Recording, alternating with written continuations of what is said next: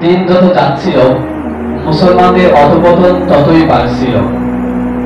তো হিজরির চতুর্দশ শতাব্দীর শুরুতে তথা 1883 খ্রিস্টাব্দে মুসলমানদের পরিস্থিতি এমন হয় যে তারা যেন এক অন্তর্শাসন জাতিতে পরিণত হয়, যাদের না আছে হৃদয়ের স্পন্দন, যাদের না আছে হৃদয়ের উষ্ণতা।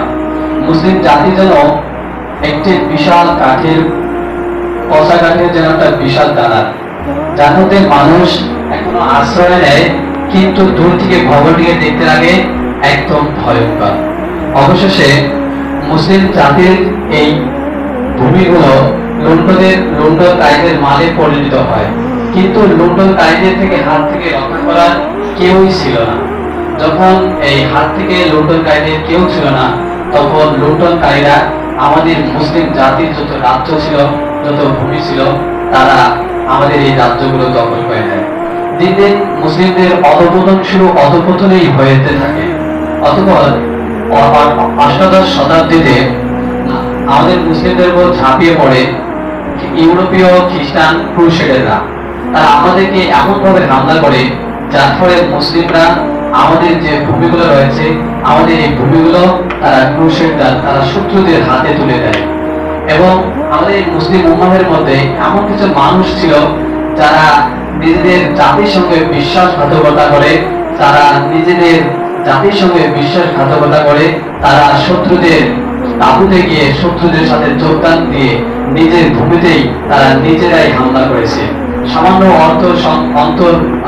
অর্থে তারা লোক সংগ্রহ করতে না পেরে তারা আমাদেরকে তারা হামলা করে বসেছে। এই হামলার ফলাফল অত্যন্ত সুদূর প্রসারী, যার ফলে মুসলিমরা তারা তাদের গৌরবকে হারিয়ে ফেলে। তাদের যে জেগে ওঠার যে স্ফুলিঙ্গ ছিল, সেই স্ফুলিঙ্গকে তারা নিভিয়ে দিচ্ছে। প্রিয় শিক্ষার্থী বন্ধুগণ, এখন যদি আমাদের মাথা তুলে দাঁড়াতে হয়, আমাদের হারানো গৌরব ফিরে আনতে হয়, তাহলে একটি পথ রয়েছে, সে হচ্ছে আল্লাহ রাসূল সাল্লাল্লাহু আলাইহি সাল্লামের দেখানো পথে আমাদেরকে চলতে হবে। আল্লাহ রাসূল সাল্লাল্লাহু আলাইহি সাল্লামের আদর্শ আমাদের জীবনের সর্বক্ষেত্রে আমাদেরকে বাস্তবায়ন করতে হবে। প্রিয় ভাইরা আমার, এখনো সময় আছে আমাদের মধ্যে ইসলামী আত্মমর্যাদা বোধ ও মানবতার যে স্ফুলিঙ্গ রয়েছে, যে অবশিষ্ট রয়েছে, সেই স্ফুলিঙ্গকে আমরা নিভাতে দেব না, আমরা তা আঁকড়ে ধরব। ইসলামের শাশ্বত বার্তা বহন করে এগিয়ে যেতে হবে দিগন্তের পানে।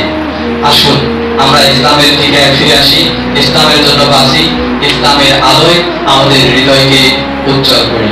তাহলে আমরা আবারও মাথা উঁচু করে দাঁড়াতে পারবো ইনশাআল্লাহ।